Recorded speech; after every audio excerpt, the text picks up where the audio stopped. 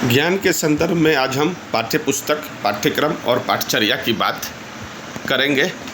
मैं अविनाश और आज मैं समझाने का प्रयास कर रहा हूँ कि पाठ्य पुस्तक यानी कि बुक, पाठ्यक्रम, सिलेबस और पाठचर्या यानी कैरिकुलम क्या है, इसकी क्या अवधारणा है, तो कैसे समझना है। तो इसमें जो 8 बिंदु बनाए गए हैं कि इसकी क्या मूल अवधारणाएँ हैं, पाठ्य पुस्तक क्या होता है, पाठ्यक्रम क्या है और पाठचर्या क्या है, इसका तुलना एवं संबंध, इसमें क्या निर्माण प्रक्रिया है और इसमें शिक्षक की क्या भूमिका हो सकती है, और अंततः हम लोग मूल्यांकन व निष्कर्ष करते हैं। तो आज इस वीडियो के माध्यम से जानने का प्रयास करेंगे कि इसकी 3 मूल अवधारणाएँ हैं। पाठचर्या की 3 मूल अवधारणाएँ हैं। शिक्षा की योजना से लेकर कक्षा में उपयोग तक तीनों का अपना विशिष्ट स्थान है। तो आइए सबसे पहले देखते हैं पाठचर्या। चूँकि पाठचर्या जो है उसका स्वरूप जो बहुत व्यापक है, तो विद्यालय द्वारा विद्यार्थियों के समग्र विकास के लिए नियोजित सभी अनुभव जैसे विषय, गतिविधियाँ, मूल्य, संस्कृति, सह पाठ्यक्रम और मूल्यांकन, यानी कि इसका जो स्वरूप है इतना व्यापक है कि उसमें पाठ्यक्रम और पाठ्य पुस्तक दोनों समाहित है। अब आइए सारांश में जान लें कि पाठ्यक्रम क्या है। तो किसी कक्षा या विषय में निश्चित अवधि के भीतर पढ़ाए जाने वाले विषय वस्तु, इकाइयों, उद्देश्यों और अपेक्षित अधिगम उपलब्धियों की रूपरेखा है। और पाठ्य पुस्तक क्या है, तो पाठ्यक्रम को विद्यार्थियों तक क्रमबद्ध, चित्रात्मक और गतिविधि आधारित रूप में पहुंचाने वाला प्रमुख शिक्षण अधिगम संसाधन है।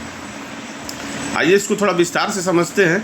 अगर हम विस्तार का क्रम जाने तो बढ़ते से घटते क्रम में क्या है कि पाठचर्या, पाठ्यक्रम और पाठ्य पुस्तक, इसको और आगे बेहतर तरीके से समझेंगे।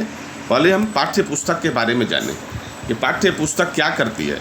तो विषय वस्तु को सरल क्रम में प्रस्तुत करती है, एकदम आसान भाषा में। इसके शब्द जो होते हैं बहुत आसान होते हैं। चित्र, उदाहरण और अभ्यास देती है।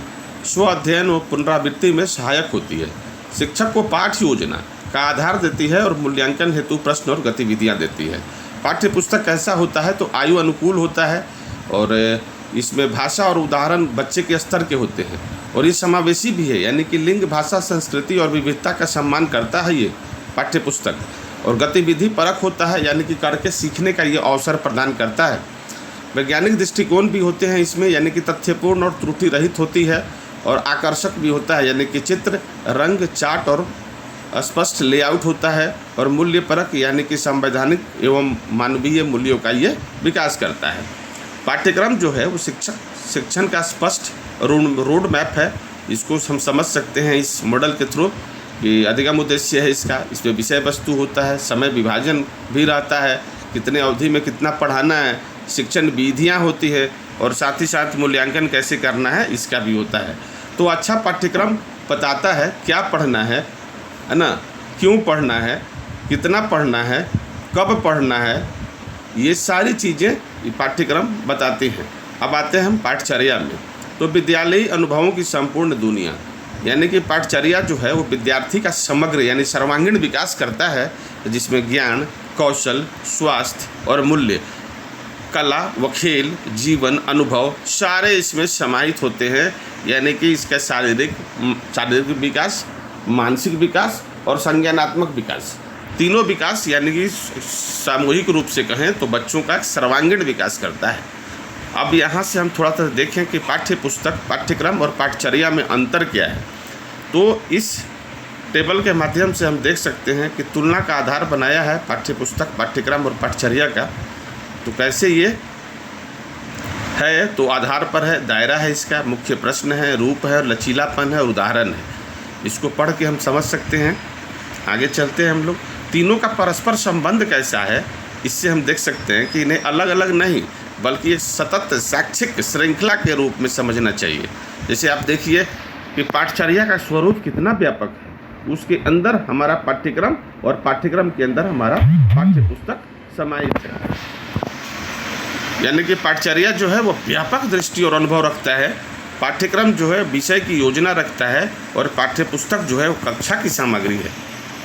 निर्माण एवं विकास की चरणबद्ध प्रक्रिया में है ना, इसमें जो है आवश्यकता विश्लेषण, यानी विद्यार्थी, समाज और स्थानीय संदर्भ, उद्देश्य निर्धारण भी करता है। ये ज्ञान, कौशल, मूल्य और दक्षताएं, विषय वस्तु का चयन भी होता है, संगठन भी है, संसाधन विकास है, यानी कि ये बहुत सारी चीज़ें हैं इसमें।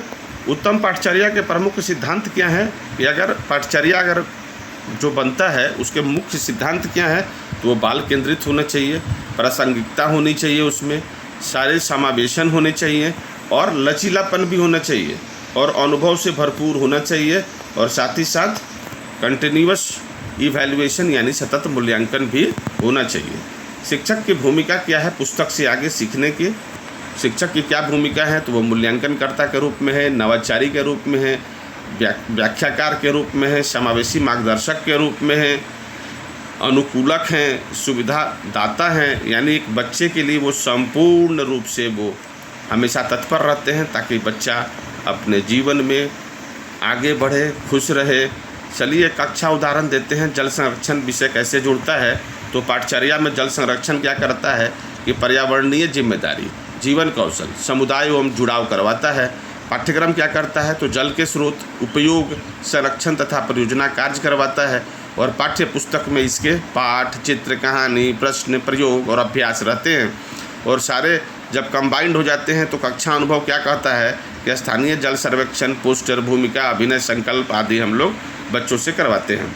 परिणाम, ज्ञान केवल पढ़ा नहीं जाता बल्कि जीवन में समझ और लागू किया जाता है। जी हाँ, अगर बच्चा वर्ग शिक्षण के अंत में अगर वो अपने जीवन में उस चीज़ों को आत्मसात कर लेता है, वो करना सीख रहा होता है, करने लगता है, तो हम समझते हैं कि हमारा लर्निंग आउटकम्स मिलने लगा है।